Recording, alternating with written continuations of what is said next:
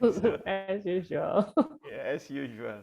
So with that, I would like to welcome everyone to this evening session on the Meta Coaching series. So welcome to the this evening session is on coaching's unique distinctiveness. It is part of our monthly Meta Coaching System series. We also have series on neurosemantics, self-leadership, and parenting.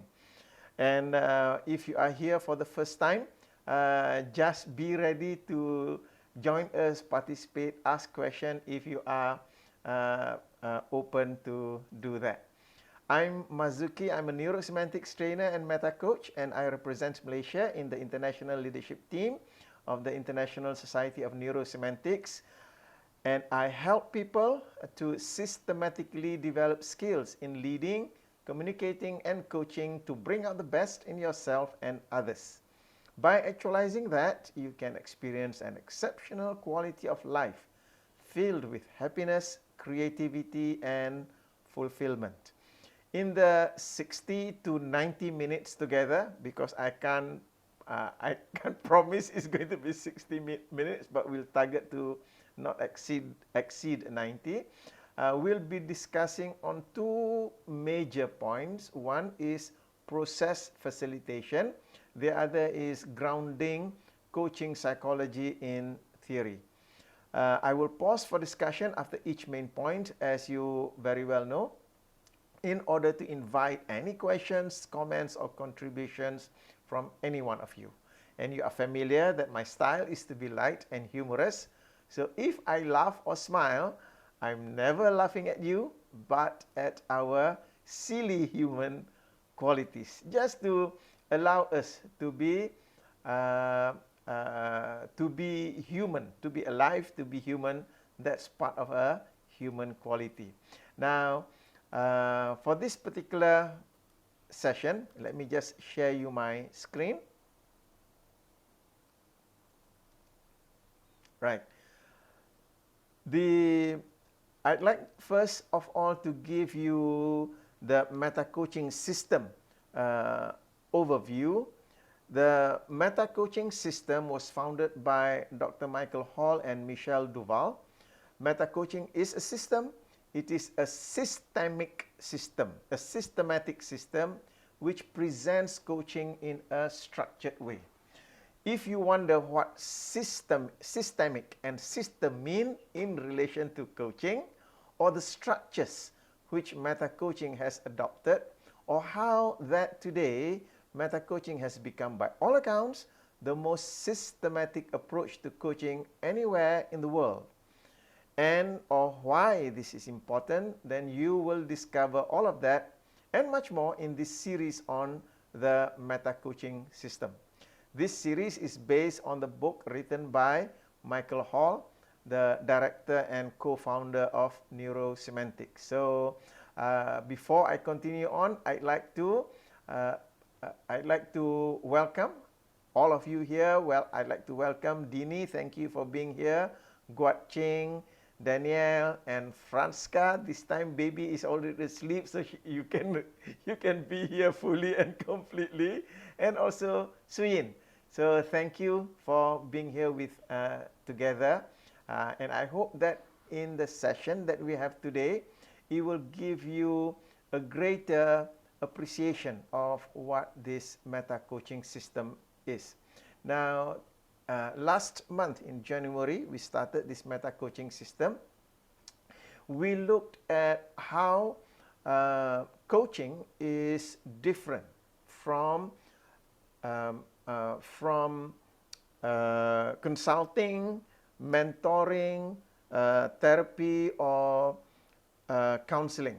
So we are going to go deeper into that this evening. So what we are looking at is that the first uniqueness, the first uniqueness of coaching as a separate professional field lies in how the coach, so this is on the topic of process facilitation.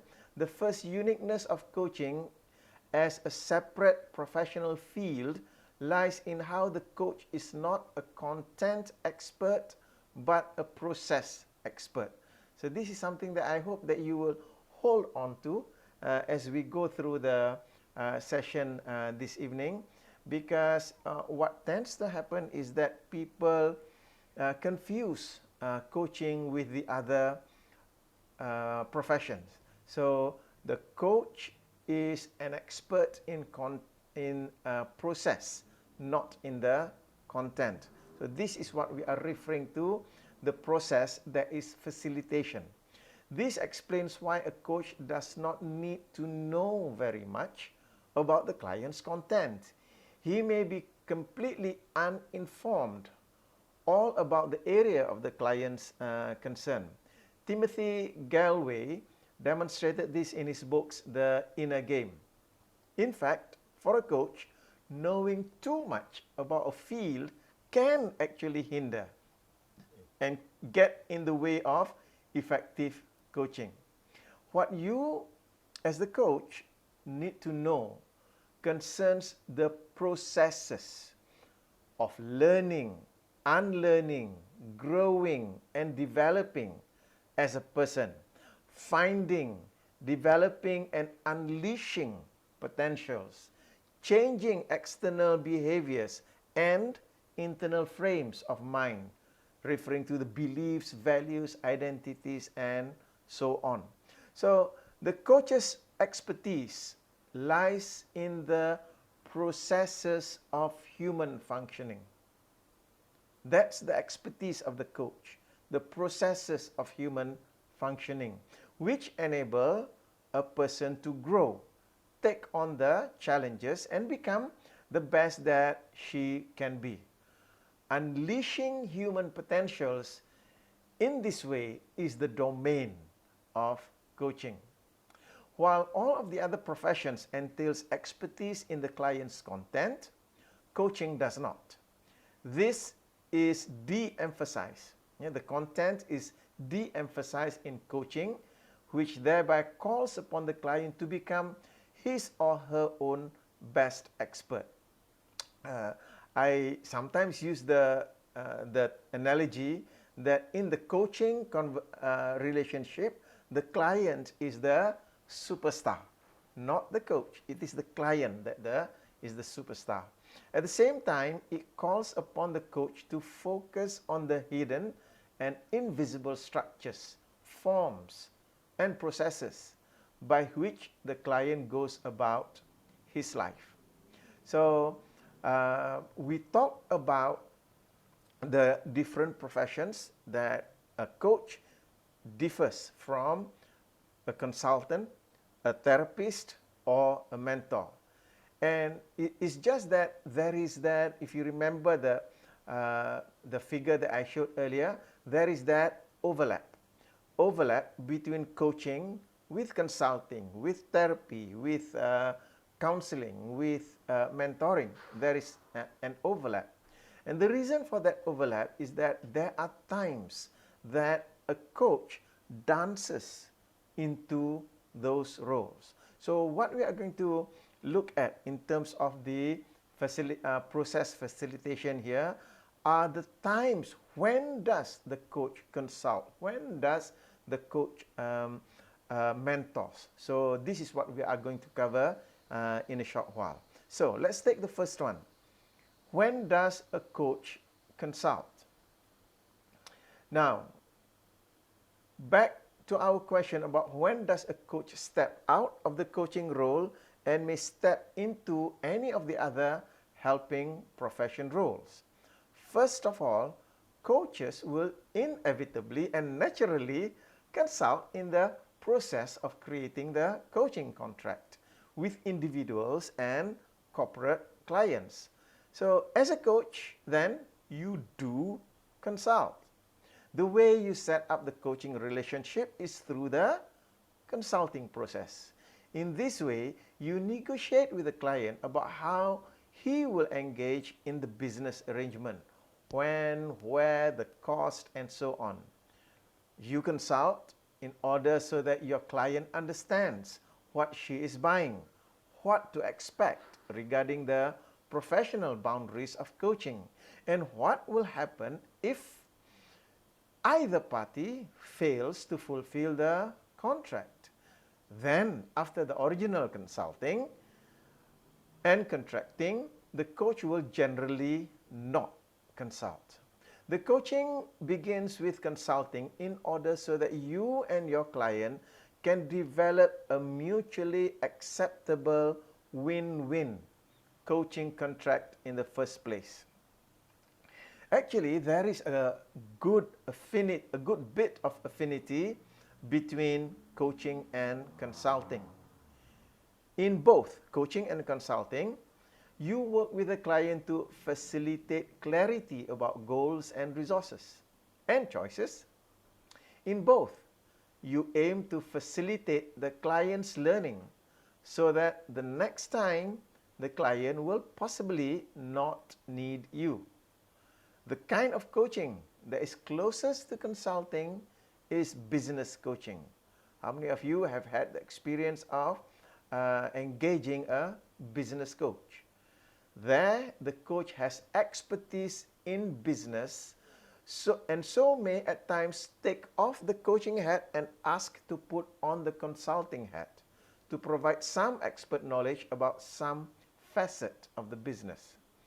Business coaches generally have expert knowledge of business, management, leadership, business plans, groups and team building, social psychology, marketing, and so on.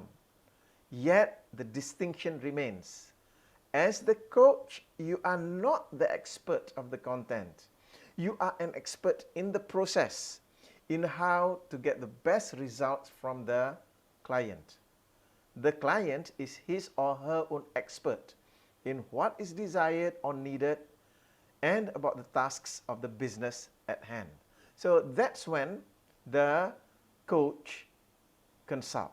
So let me just pause there and allow any questions or comments that you may want to have. For example, Danielle, I do know that you are a consultant as well.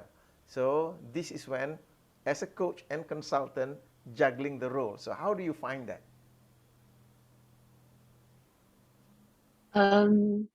I for many years now, and only recently, when I started this meta coaching journey 4 years ago, and I started to see how coaching can actually help in terms of consultation process for the best benefit of the client, because sometimes it's not about the things that they do not know. Is they probably know how to do it and also know what to do. It's just that there is lack of buy-in in the team, or maybe there's a lack of motivation. Maybe they couldn't find the purpose yet. And that is where I see coaching can actually close the gap. Okay. Yeah. Thank you. Thank you for that. Yeah. So that is in the area of where a coach consults. Yeah? So when in the role that you are playing, that there is a need for the client to get additional information from you. At the same time, when we are coaching, we want to be very clear about why I'm stepping into the consultant role and to be able to step back into the coaching role. Okay, so let's take the next point, that is, when does a coach train? So that's the next profession, the profession of trainer. Yeah? Sometimes when a client lacks a particular skill, you may, as a coach, either refer, or if you have the required ability to train that skill, ask permission to take off the coaching hat and put on the training hat. You could then move into providing the information of the models and knowledge, as well as the skills and the skill development of a trainer. If, as coach, you not only have that skill and ability and the meta skill of being able to train it, and the time and disposition to dance from coaching into training, then training could become a useful response. If you, as the coach, happen to have the content expertise of a specific skill or knowledge base for a strategy, then you may want to shift from coaching to training to provide a specific model and skills for the client. This will come about when you identify what are the client's desired outcome, and then when you identify where the current state the client is in, and when you identify the resources needed, and some of the resources are something that you can provide in terms of training. So that's when you ask permission to step into the training process to be able to train the client in that particular skill. After you have done that, then simply shift back to coaching the skill into application and implementation. And this is something that as a trainer I notice that a lot of people, they attend training, they have the right intentions of learning from the training modules. However, the gap between knowing to doing is another matter. So this is where after the client attends training, then you coach the client to apply whatever it is that they learn to build it as a skill. If you, as the coach, do not have the requisite expertise, then you may want to set up a tasking assignment whereby your client can develop the particular skill or refer to someone who can provide the training of that skill. So that's when you step into the role of a trainer. Okay, so that's the second distinction, when a coach steps into the role of a trainer. So any comments or questions that you may have?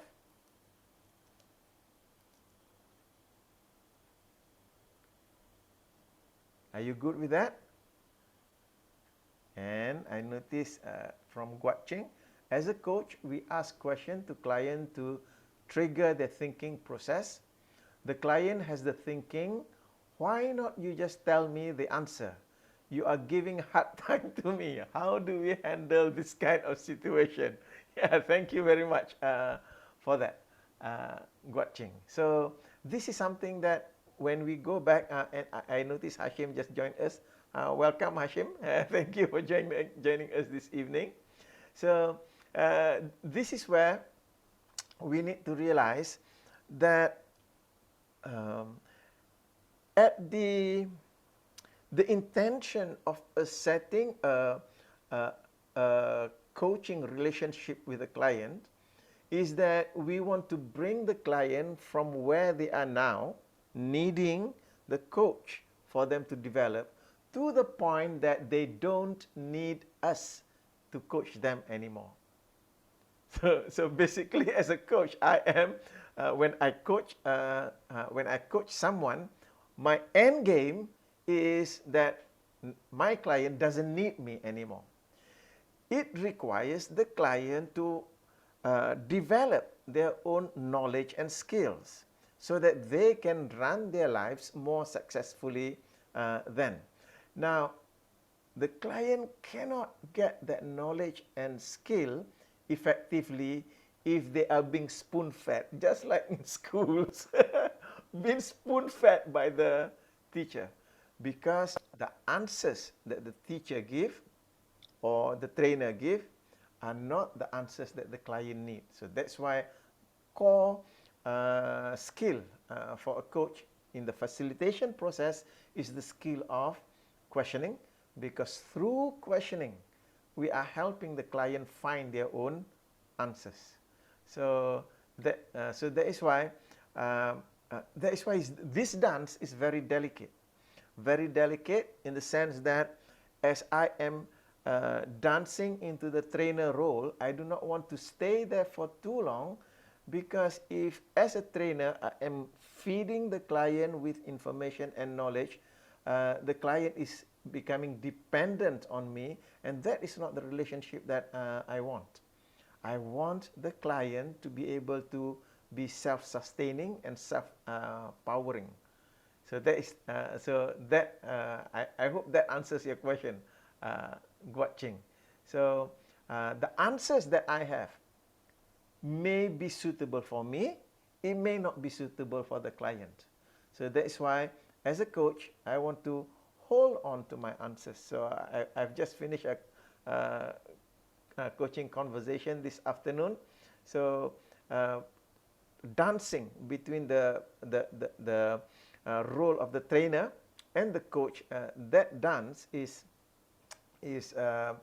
I consider that as a delicate dance, because the seduction of giving answers to the client is real.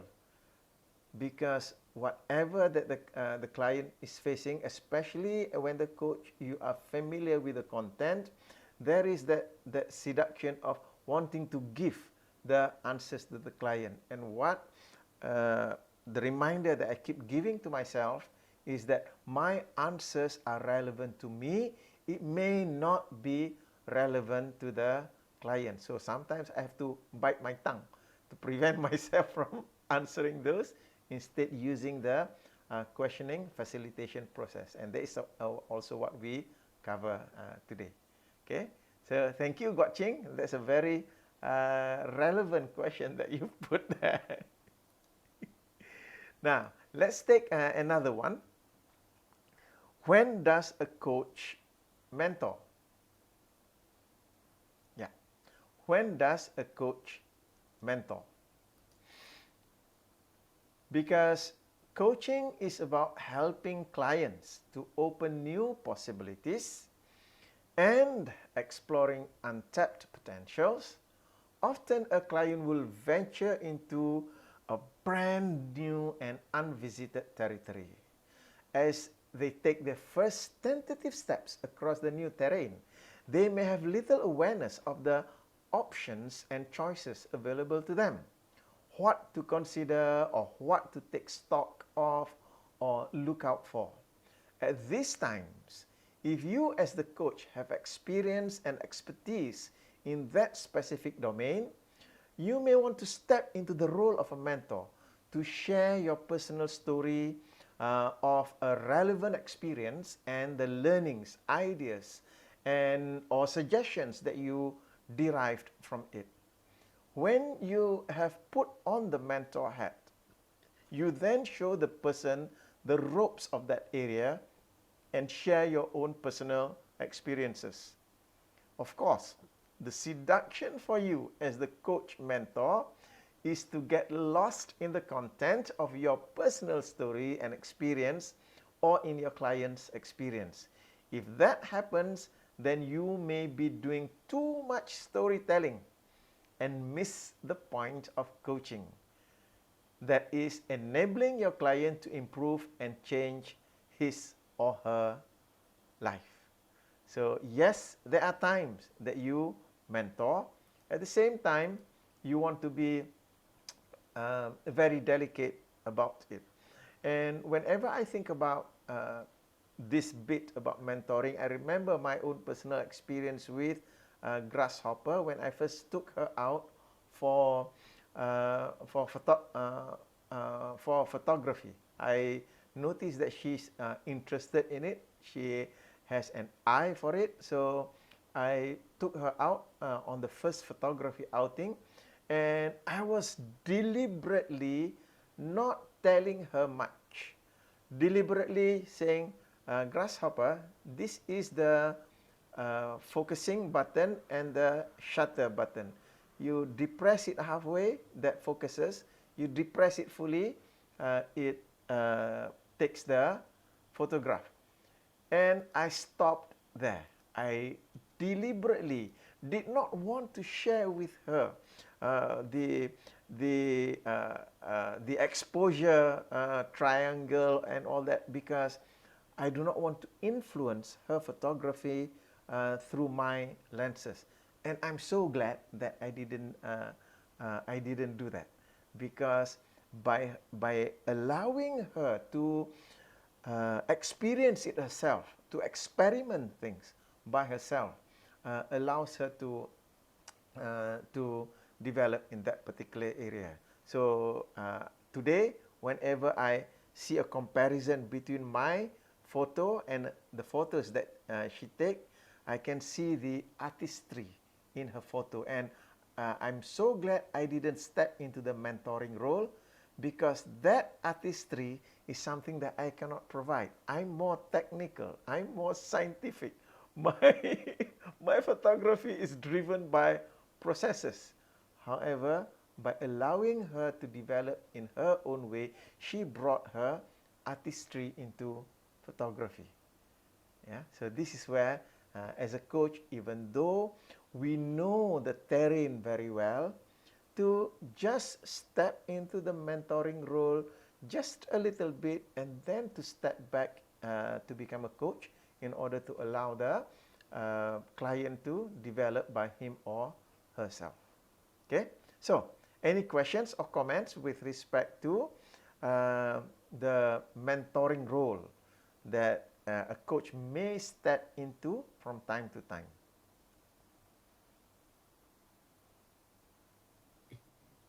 Marzuki, Yes, Hashim. it's always when a person try to guide or coach or lead or train a person or a group of persons or a classroom of persons, it's always the skill to communicate and relate to the person. From my understanding and experience, sometimes we are projecting our own things into them. Yeah. So that is where the skill of coaching, that it is the solution is coming from them. We are actually a bridge to get there. Yes. So I'm always wondering, people out there, they call themselves coach, but at the same time they say, "Oh, I have the solutions. I am the solution provider." Yeah. Yeah. So much so, I was involved in one. This is a real case whereby one of my associates, she or he is a she. One fine day, the client was saying to her, "I hate you. I hate you." So and then she related to me about that, because it didn't happen in front of me. I said, "What happened?" And then she related to me. I said, "Did you say something that makes her say that word to you?" Then she went blank. She went blank. I said, sometimes we projected ourselves in a way that we projected what we want to say. It is not what they want to listen. And we are assuming that we are coming with the solutions. Yeah. Whereas it's their processes. They are the process owner. You are here for the second day of the organization. You know nothing about the organization. I said, I think that's why she said, "I hate you, because you have overdone it."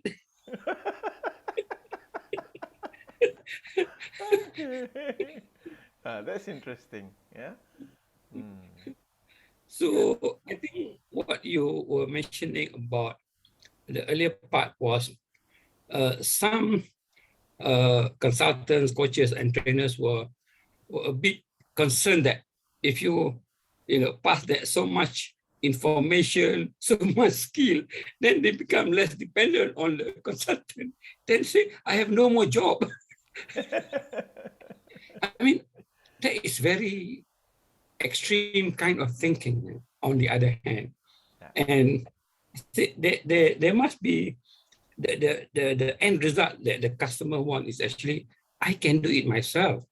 When the coach leaves, I cannot be living and clinging on the coach all my life. It's like, I think it's like a parent. The parent will be gone, and the child will be a kid, grow up adult, growing adult, and so on. Yeah. Thank you. Yeah, thank you, Hashim. Yeah, so that's why afterwards, when we go into the theoretical background about coaching, you want to have the healthy background about coaching, because at the core of coaching is about helping the client to lead the best life that they lead. So that is where, as Hashim, you mentioned there, our role as a coach is temporary for us to be able to realize that. So, for example, in the context of you are coaching your staff to develop in the organization. So, to know that they need this coaching in this particular area temporary, meaning to say you want to coach them to the point whereby they are competent enough to be by themselves. So if you, as the leader of the organization, the people keep needing you all the time to do their jobs, then it's going to be very tiring for you. So that's what I mean by temporary. So similarly, as parents, when you are coaching your children, you are coaching them in the with the intention that they become independent young adults in the future. So we do not want to keep them to our apron string. So this is also the outlook that we have as coaches when we are coaching our client. The outlook is that they will outgrow us. They are the superstar. They are the ones who will be charting out their lives. Okay? So let's take the next point, which is, when does a coach counsel or do therapy? Yeah. When does a coach counsel or do therapy? Because in the domains of consulting, mentoring, and training, while there is the possibility of shifting out of one role into another, the best coaches do not do so. So even though coaches can consult, train, or mentor, the best coaches do not do so. Why? Because of the Socratic principle of effectively questioning to draw out of a person the information that you would otherwise tell them. And this reveals to us a wonderful discovery about coaching. Anything I could tell, teach, guide, or give advice about, I can also facilitate so that the client discovers it. And why do we want to facilitate so that the client discover it? Because when they discover it, it is their answer. And they will remember and they will not forget. So that is in the context of consulting, training, and coaching. Consulting, training, and mentoring. As a coach, we do step into those roles at times. At the same time, even when we are stepping into those roles, we are using the process, the facilitation process, because that helps them to get the answers better. Now, the other profession, the helping profession, is the profession of counseling or therapy.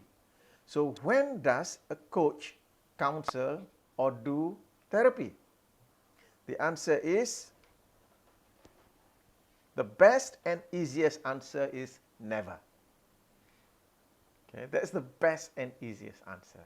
Never. Shifting hats from the coaching hat to the therapy hat is one of the most challenging shifts to make. Shifting hats from coaching hat to trainer,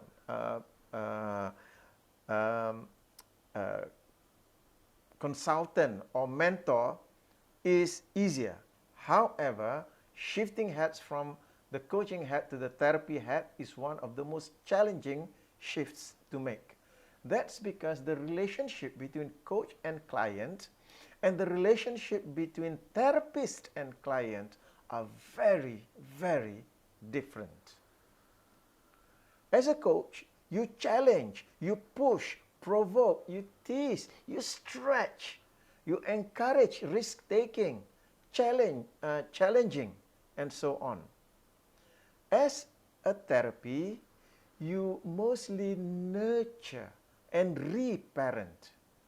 To do that, you will elicit and use transference, which means getting the client to transfer his or her feelings about authority figures of the past to you. In order for therapy to work, the client needs to transfer authority to you, the therapist. This explains why we speak about the therapist's role as a power position. So the boundary between coaching and therapy is not always easy to discern. After all, there is a gray area between the two where one could easily go one way or the other. So that's why from the meta-coaching perspective, we say never step into the therapy role. And in meta-coaching, we use some of these questions to distinguish coaching from therapy.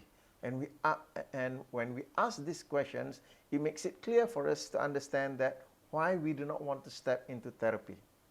Yeah. One question that we use is, does the person have the ego strength to face a given issue without falling apart, without either caving in or getting aggressive? Is the person mostly living in the present, or does the person mostly live in the past? Is the person generally and usually okay, or does the person feel not okay, and becoming okay is his or her foremost need and focus? Is the person willing to face the emotion or memory or issue, or does the person mostly just want it to go away and to have peace? Is the person in a problem-solving mode or in a defense posture, wanting safety and security? Is the client using defense mechanisms for protection or coping mechanisms for growth and development? How close or open to change is the client? So by asking these questions and allowing the client give us an appreciation of the answer will tell us that they are on different ends of the spectrum. So since they are at different ends of the spectrum, that's why earlier I mentioned to you, changing hats is really challenging, because we need to use different approaches and different psychologies in order to deal with this. So in meta-coaching, we recommend that even people trained in psychotherapy refer out to someone else rather than attempt to play both roles with the same client. And this recommendation comes from a therapist who's a coach and modeler. I'm referring to Michael Hall himself. He is a licensed therapist, and yet in the role of coaching, when he detects that the client needs a therapist, he will refer that person to an external therapist rather than him putting on the therapist role, because the role that you play is almost at polar opposites. Okay, so any questions or comments with respect to that point on when does a coach counsel or do a therapy?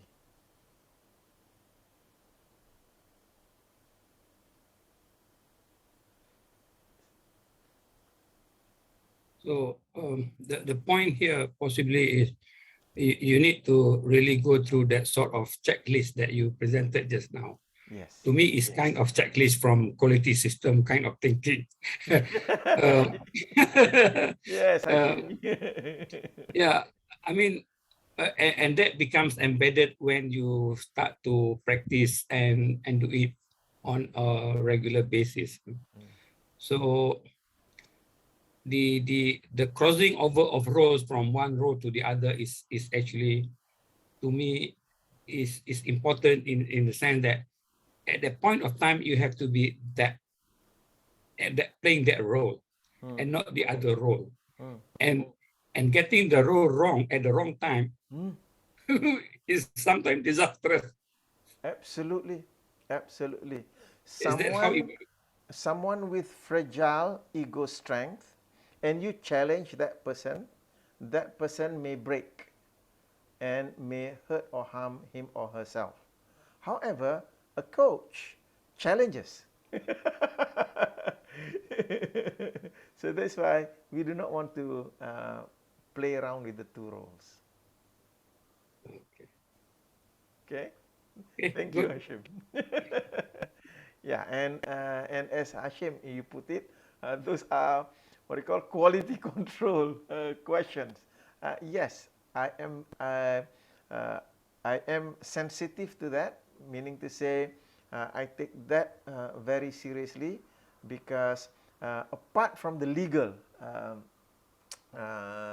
uh, legal issues, because in order for you to be a therapist, you need to have medical license for it. Apart from the legal issues, somebody who requires a therapist uh, will respond adversely if they are being given the coaching treatment. Yeah, because the psychologists, we are going to go into the psychological background in a bit. The psychologists are different. Coaching is for the psychology for people who are sane and well. However, people who are requiring therapy, they are unwell. So that's why the coaching uh, process cannot be applied on people who are needing therapy. Okay? So let's move to the next major point over here, which is grounding coaching psychology in theory. Yeah. Getting clear about coaching is critical for another reason. In spite of many good and even excellent definitions of coaching, very few definitions ground themselves in substantial theory. They speak about facilitating change, engaging in a conversation that gets to the heart of things, and eliciting the client's own inner vision, talent, and passion and knowledge. So in book after book on coaching, you can read about coaching having a unique focus. And what is that unique focus? And when we go through those books, they talk about these, the coaching focus.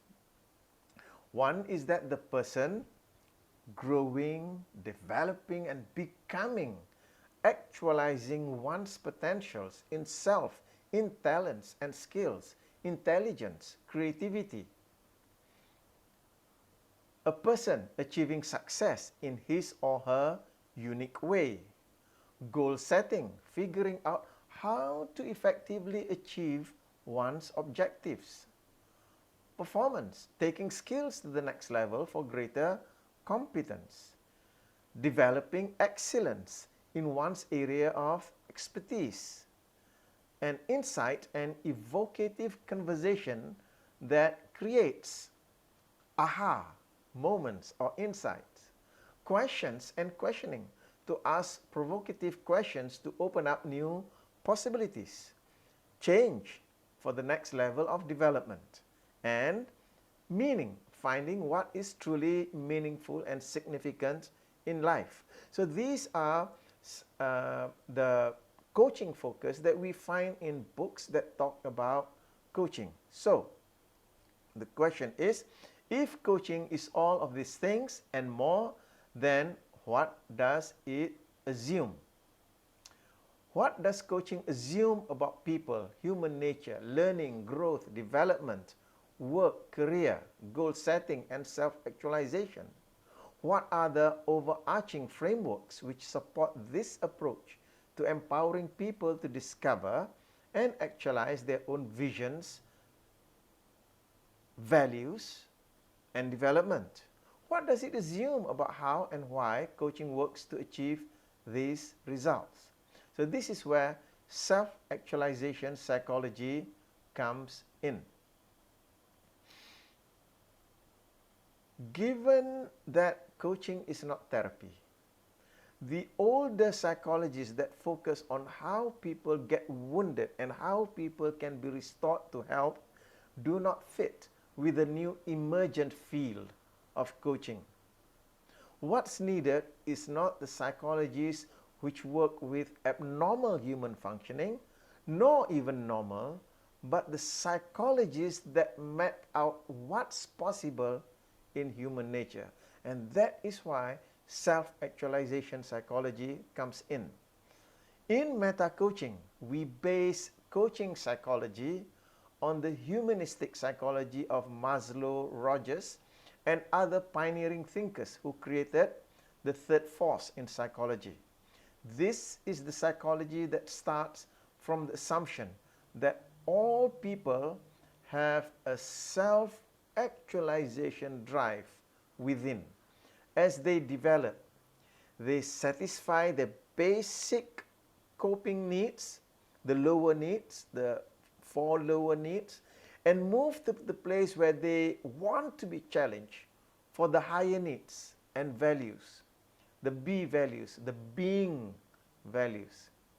The psychology assumes that once a person has settled the coping for survival issues, the questions of meaning and meaningfulness then arise.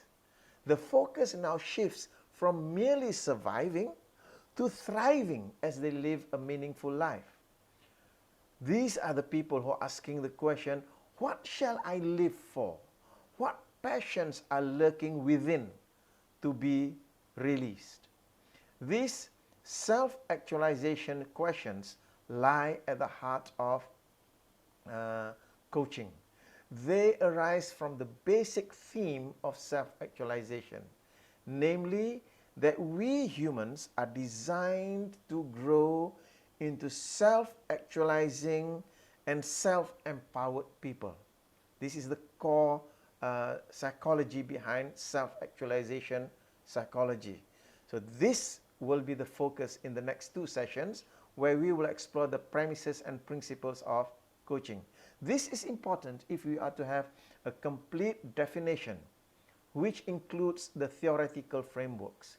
Without it, those who practice coaching will be unable to clearly identify the boundaries of this profession, the coaching profession, and distinguish it from the other helping professions. So by the understanding self-actualization psychology, that's how you maintain the boundaries between all of those professions. Lacking discernment between these different modalities of support in human growth and development will prevent the coach from knowing what to do, when to do it, with whom, how to do it, when to refer, and why to do it. This is the systematic question. Again, the question that has driven the creation of meta-coaching.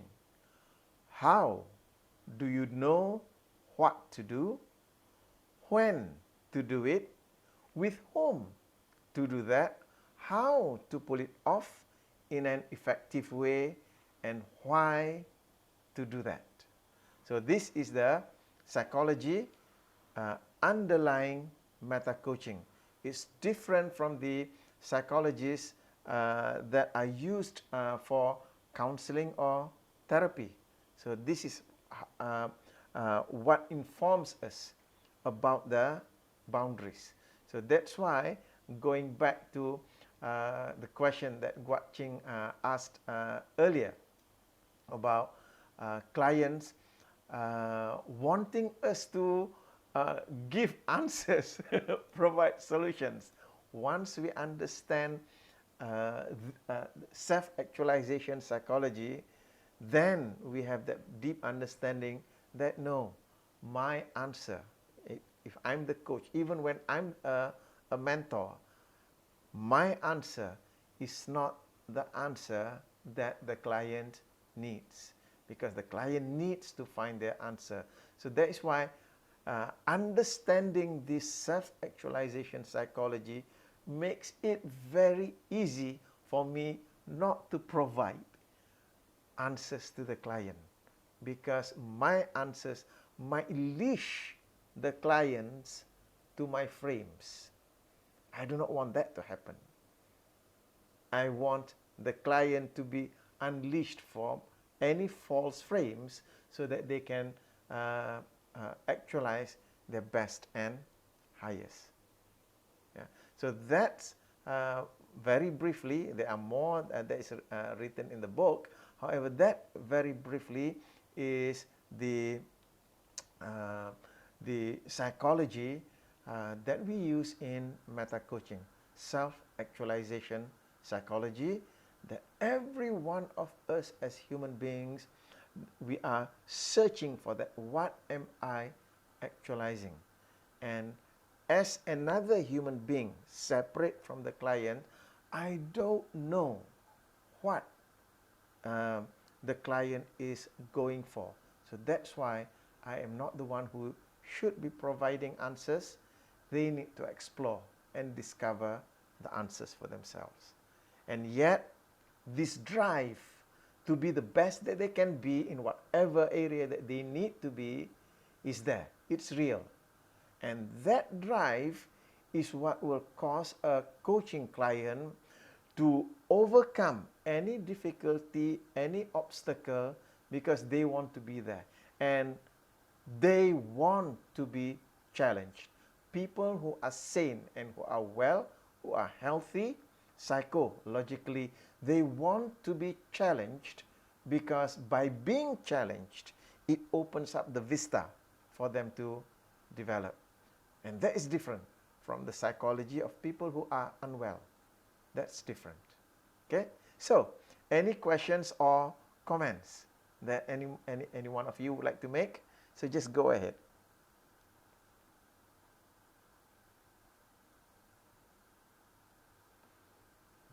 Okay, interesting to actually I pick up one case whereby the client say you have 10 different clients, and these 10 different people have different meta states. Some of them are internal reference person, some are external reference person. They always say, boss, am I doing good? Walaupun dia tahu dia dah buat bagus, tapi kena tanya bos juga. Boss, am I okay or not? He need to say, or he need to get somebody to say, oh yes, you have done good. But somebody else say, I know I have done good. I don't need any people to tell me this. So I'm trying to see between these two scale, on the far left and on the far right, external reference guy and the internal reference guy, and the guy who is in the middle. Sometimes in the context of coaching, they say, oh, the coach is always right. I need to listen to the coach, because this is how my parents told me, the teacher is always right. So, so this is where I do understand the foundation that the real answer is coming from the client himself. It's not from the coach, because the needs and expectation is coming from them. Coaching is actually asking the right question, leading to the right destination. Thank you. Appreciate that. And the thing about that meta program, the reference meta program, being at either end is an unhealthy position. You are at the end of external reference, then you become like lalang. So whatever is outside there telling you, you just follow. So you become like lalang. But if you are there at the internal reference, this is what we call, you become SS. Shock sendiri. Okay, so this is where the healthy meta program in terms of reference is internal reference with external check. So as you say, you are able to run the meta program both both ends of the spectrum. Internal reference refer to your values. What are your values? So you refer to your values when it comes to making decision. At the same time, checking it with reality so that you don't become shock sendiri. So in quality term, they call it calibration. Yeah. Okay, thank you. Thank you. So that's basically, I would like to sum up what we have covered this evening. That one is one summary that I would like to bring to you is to be sure to take away that coaching is a psychological discipline. Yeah? It deals with human functioning, thinking, feeling, believing, valuing, and performing. Yet, the kind of psychology that informs and governs coaching differs from the psychology that informs psychotherapy. So that's why we want to avoid playing the role of a coach and therapist. Coaching also focuses first and foremost on the form and structure of an experience. It maintains a double focus on both the outer game of performance, so that is performance coaching, and the inner game of frames and the matrix of our frames. So this is developmental and transformational coaching. So what I would like to recommend to you, the takeaway that you may take from here is that while there are some overlap with the other helping professions, pure coaching stays within the coaching methodology. That is the ideal, and the coaching methodology is the process facilitation, to facilitate someone through the process of their thinking in order to come to their own solutions. Okay, so we come to the end of our session for this evening. It is a shorter session than usual, so it is about 1 hour.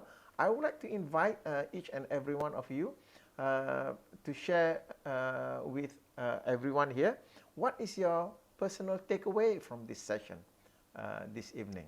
So I would like to begin off with Franska. Franska, are you able to speak? Or yeah, or maybe you cannot speak because your daughter is sleeping. Thank you, Franska, for letting us know. However, I appreciate your being here this evening. Yeah, if I thought she wake up immediately. So, thank you, Franska, for being here. Guat Cheng, what's your takeaway from this session? Hi, Marzuki. Thank you so much for this session. It gave me some tips how to handle the good points, that how to check the meta state of the client before you start to do the coaching. Are they ready for the coaching? Yeah, all those are very useful. Yeah. Thank you for that. Thank you. Guat Cheng. And Danielle, how about you? Yeah, I think for tonight, the biggest takeaway for me is when you mentioned about how sometimes we the seduction of going into the mentoring head. Yeah, when you say that, then suddenly I have a lot of reflections of the recent coaching that I did for my staff. And I realized one of the staff, I think because of her current state, then I tend to share a lot of my previous experience, because I I had the same experience as her. That is my assumption. So to make it clear, I used to have self-doubt a lot. I doubt my, my self-worth. I link my competency to my self-worth, and I can actually see that in her. So I share a lot of my previous experience on how do I handle it. So then when you say sometimes it's very seductive to go into mental health, and I realized that I possibly have done it too much. Yeah, so I think that for me is a aha moment for tonight. Okay. Yeah. Yeah. Thank you. Thank you, Danielle, for sharing that. Appreciate that. And before I go to Hashim, Franska, suddenly remembered of what you told us before. If the person don't want to change yet, it is cause that person not suffer enough in order to make the person to change. Put on more fire. Yeah. This is where for a person who is healthy, sometimes because of some frames that they may have, they are not yet ready to change. So this is why I think one of the topics that we'll be covering are the axis of change. So that's why in a coaching conversation, the first axis that we work on is the motivation axis. So when somebody is not yet motivated to move, to change, to bring in the motivation axis, using both going towards and running away from, noticing which meta program that they are running, to use the right stimulus in order to make them not comfortable anymore sitting where they are and move forward. So thank you for putting that one there, Franska. So Hashim, any comments from you? What's your takeaway for this evening? My thing is your quality assurance checklist just now. Okay. that give me a flow through of what is the thing that is required from them to actually to meet their needs and expectations. Because coaching is to meet the needs and expectation of a person. Yes. Yes. Yes. So that is quality language. Thank you. Thank you. Yeah, quality. Good that you are looking at quality, because you come from the quality assurance background. Just sharing with you, most recently I was working with an organization. They are moving into an outcome-driven organization. So an outcome-driven is they define their KPIs based upon what is the outcome that is desired from that the client desire. And client here means the customers, the external clients, and also they also have for internal clients, but to define their work output based upon what the client wants. So in the context of coaching, that's why the first coaching conversation is the well-formed outcome conversation, to elicit from the client exactly what it is that they want and move the whole coaching relationship in helping the client to achieve that. Yeah. So it is not just about the output, the doingness of the coaching. The doingness of the coaching needs to be driven by what is desired by the client. So thank you for mentioning that. So that is part of quality assurance. We assure the client that they get what they want, not kita shock sendiri. Okay, so with that, thank you very much, everyone. I really appreciate your being here this evening. I hope that your takeaway from this evening will be useful for you in your work and in your life. And I wish you good health and be safe. So I hope to see you in the next session. So with that, Thank you and good night. Assalamualaikum warahmatullahi wabarakatuh. Thank you very much.